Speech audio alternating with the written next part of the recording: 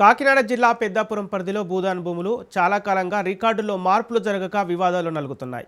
ఈ భూములపై హక్కు ఉన్న సరైన యాజమాన్య హక్కులు ఆన్లైన్లో నమోదు కాకపోవడంతో లబ్ధిదారులు రైతు బంధు వంటి ప్రభుత్వ పథకాలకు దూరమవుతున్నారు.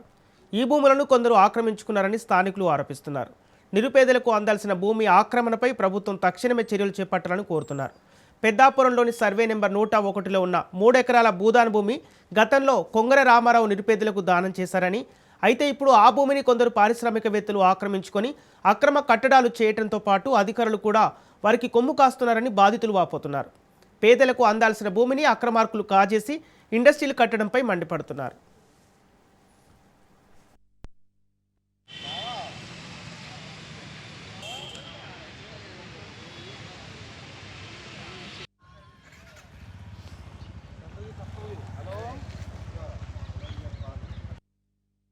ఈరోజు భూదాన ఉద్యమ భూమి గురించి రామారావు గారిని కలవడానికి వచ్చాము. కొంగర రామారావు గారు భూదాన ఉద్యమానికి పెద్దాపురం పట్టణం సర్వే నెంబర్ 101లో 3 ఎకరాల భూమి పేద ప్రజలకు ఇమ్మని భూదాన యజ్ఞానికి ఇచ్చారండి.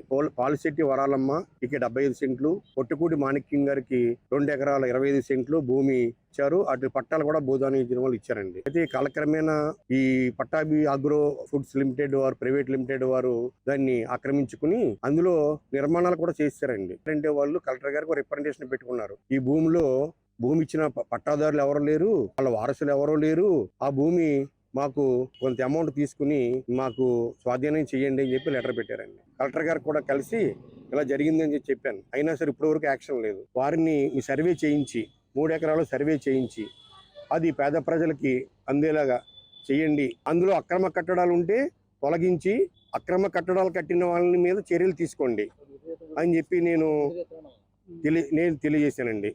నేను ఎంఆర్ఓ గారిని కలిసి మాట్లాడదామని ఇక్కడికి వచ్చానండి. మీకు అందరికీ విజ్ఞప్తి చేస్తున్నది ఏంటంటే, ఇటువంటి భూదాన యజ్ఞాలు ఆక్రమించుకుని స్వాధీనం చేసుకుని నిర్మాణాలు చేసిన వాళ్ళ మీద కఠిన చర్యలు తీసుకోవాలి.